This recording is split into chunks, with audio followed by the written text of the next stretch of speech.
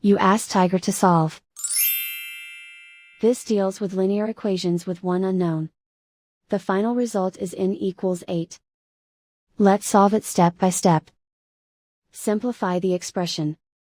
Find the greatest common factor of the numerator and denominator. Factor out and cancel the greatest common factor.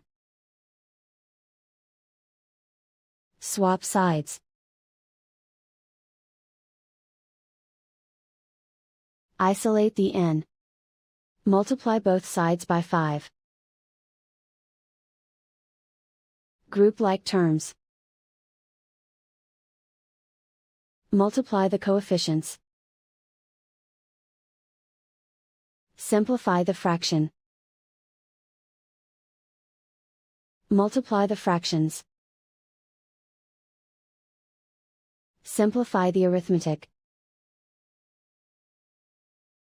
And so the final result is n equals 8.